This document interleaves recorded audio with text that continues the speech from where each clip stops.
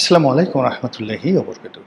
সম্মানিত দর্শক, 2024 সনের এপ্রিল মাস থেকে আজ অবধি, মানে 2025 সনের এপ্রিল, 2026 সনের এপ্রিল, এই পুরো সময়টি আমাদের জীবনে এতটা দুর্বোধ্য যে আমাদের যে সিক্স সেন্স রয়েছে, আমাদের যে সিভিক সেন্স রয়েছে, কমন সেন্স রয়েছে, এগুলো দিয়ে আসলে কি ঘটেছে আমাদের রাজনীতিতে আমরা বলতে পারছি না।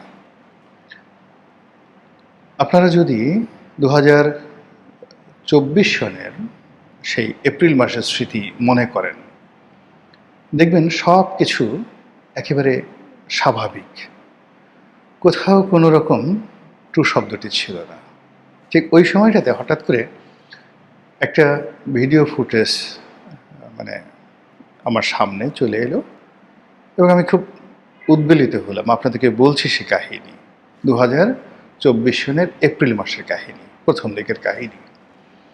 নিয়মিত টকশোতে যেতাম এবং 2024 সনে যে নির্বাচনটি হলো, যেটিকে আমির আমির নির্বাচন বলা হয়, তো সেই নির্বাচনের আগে আমি বারবার বলছিলাম যে একটা গণ অভ্যুত্থান হবে, তারপর সরকার এই নির্বাচনটি যদি করে তারা ফাঁদের মধ্যে পড়বে, নির্বাচনের আগে যদি সরকারের পতন হয় ক্ষয়ক্ষতি কম হবে, নির্বাচনের পরে যদি সরকারের পতন হয় অনেক বেশি ক্ষয়ক্ষতি হবে।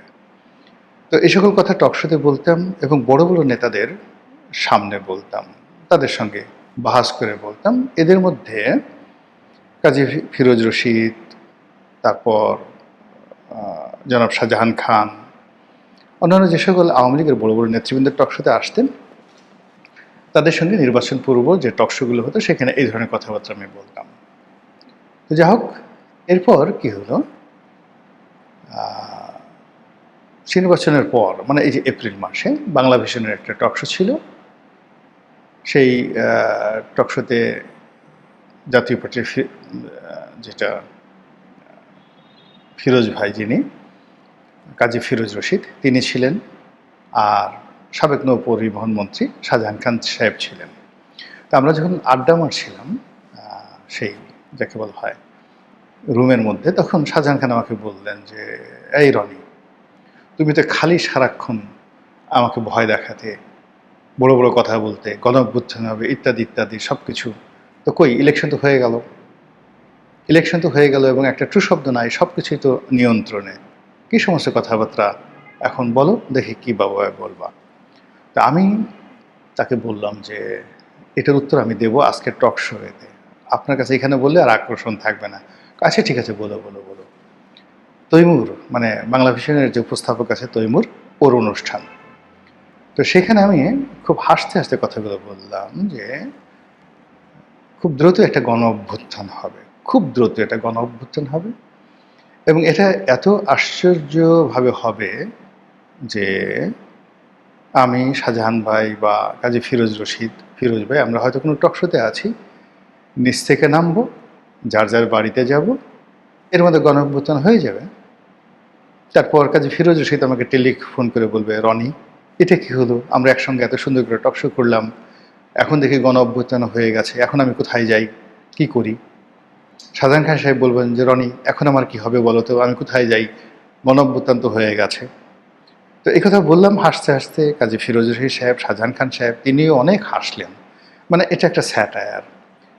দুর্ভাগ্যজনক হলেও সত্যি যে আগস্ট মাসের প্রথম সপ্তাহে, প্রথম দিকে, অর্থাৎ 1, 2, 3 তারিখে যখন ঠিক এইরকম ঘটনা ঘটছিল, একেবারে হুবহু আমি যে কথা শাহজাহান খানকে বলেছিলাম ঠিক সেম ঘটনাটি শামসুদ্দিন চৌধুরী মানিক সাহেবের সঙ্গে আমার ঘটেছে।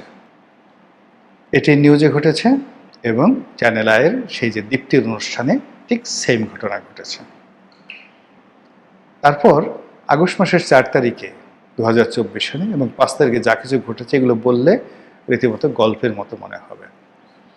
ব্যাপারটা হলো যে এইগুলো আমি বলেছি, কিন্তু এই ঘটনাগুলো যে আসলে একজ্যাক্টলি কীভাবে ঘটেছে আমি এটা বলতে পারবো না। অনেকে ম্যাটিকুলাস ডিজাইনের কথা বলেন, অনেকে চক্রান্তের কথা বলেন, হোয়াট এভার মেবি, কিন্তু আমি এইগুলো ডট মিলাতে পারছি না কিভাবে কি হলো। শেখ হাসিনার পতন কিভাবে হলো, তিনি কিভাবে হেলিকপ্টারে চড়ে গেলেন, কিভাবে নিরাপদে ভারতে চলে গেলেন, কিভাবে আওয়ামী লীগের নেতারা একে একে সকল শীর্ষ নেতারা বাংলাদেশ থেকে এয়ারপোর্ট দিয়ে সীমান্ত দিয়ে একেবারে নির্বিবাদে চলে গেলেন।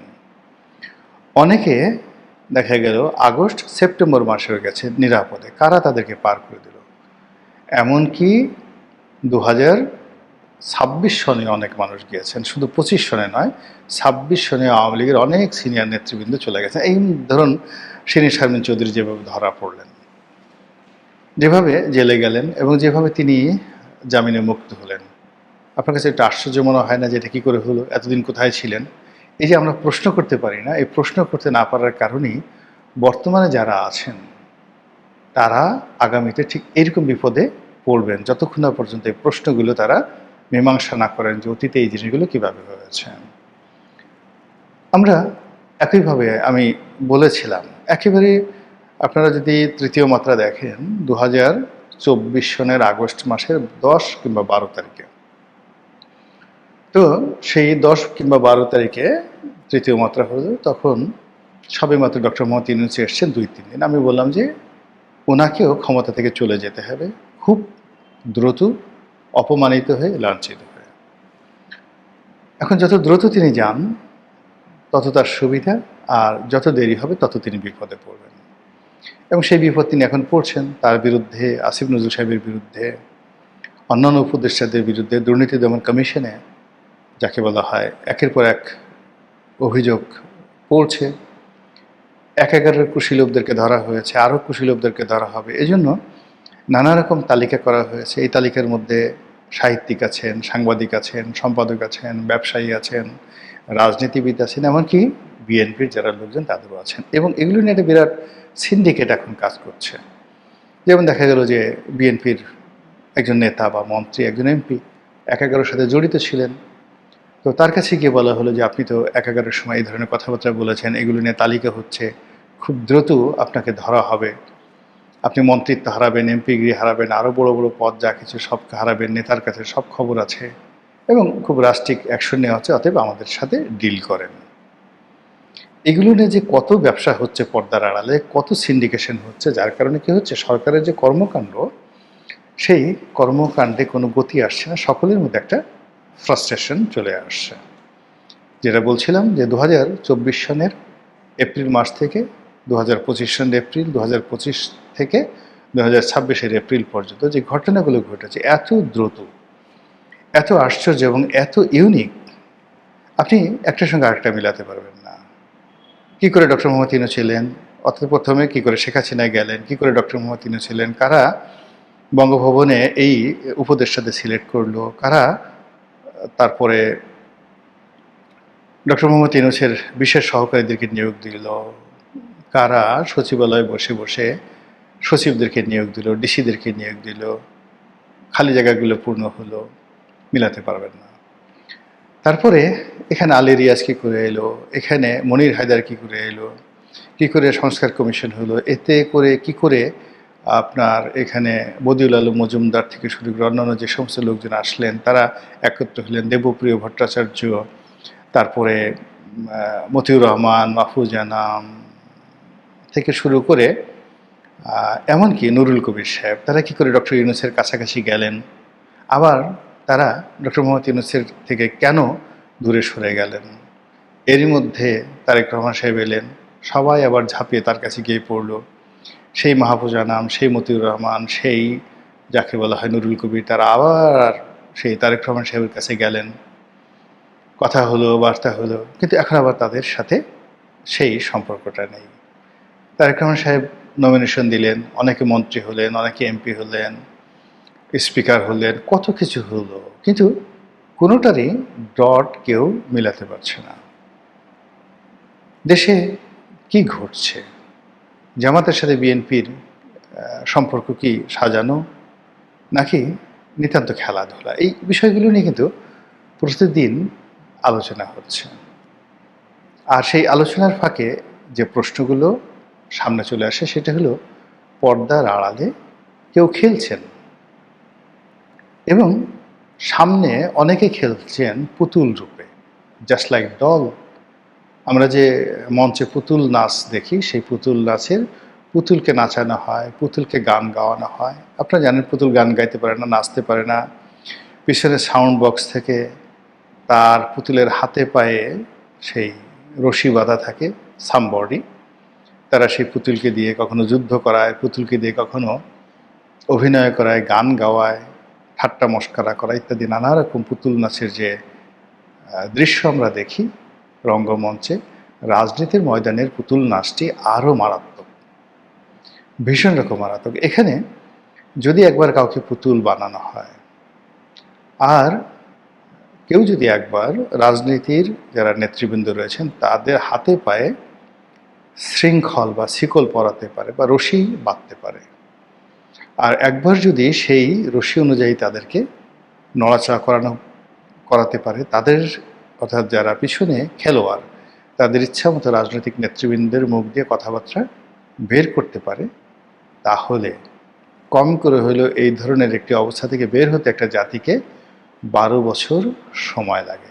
আবার বলছি, যখন রাজনীতিবিদরা পুতুল হয়ে যান, তাদের নিজস্ব কোনো কমান্ডিং ভয়েস থাকেন না, একজন হামিদ কারজাই হয়ে কিংবা একজন লেন্দুফ দর্জি হয়ে, কখনো দিল্লির, কখনো ওয়াশিংটনের, কিংবা শ্রীলঙ্কার রাজাপাকসে হয়ে বেইজিংয়ের হুকুম যখন তামিল করতে যান কেউ, এবং যখন এই ধরনের পরিবেশ পরিস্থিতি তৈরি হয়ে যায় ব্যাপকভাবে, তখন দেবালয়ে আগুন লেগে যায়। তখন কোনো কিছুই আর স্যাক্রেট, পবিত্র থাকে না। প্রত্যেকটা জিনিস সেই কলুষিত হয়ে যায়। তো সেই কলুষিত দেশের যে রাজনীতির বিপর্যয়, সেই বিপর্যয় থেকে আবার ঘুরে দাঁড়ানোর জন্য সময় লাগে কতদিন? 1 যুগ নয়, 1 যুগ মানে 1 দশক নয়, 1 যুগ। 12 বছরে 1 যুগ হয়, কম করলে 12 বছর। তো কাজেই আপনি যদি 2024 সন থেকে আপনি ধরেন যে আমরা আসলে পুতুল হয়ে গেছি, আমি বলছি না পুতুল হয়ে গেছি, ধরতে বলছি, জাস্ট ইমাজিন, দেখতে থাকুন, তাহলে 12 বছর পরে কত হবে? 12, 12 দুগুণে 24, 3 12 36। তাহলে 2036 সন ছাড়া আমরা এখান থেকে মুক্ত হতে পারবো না। আবার যদি ধরুন যে একটা জাতি কি করে এভাবে শৃঙ্খলিত হয়, সেই শৃঙ্খলিত হতেও কিন্তু তার 1 যুগ সময় লাগে।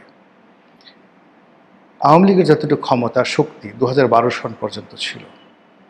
2013 সন থেকে তারা তাদের স্বাধীনতা হারাতে থাকে, শক্তিমত্তা হারাতে থাকে, এবং তারাও পুতুলে পরিণত হতে থাকে।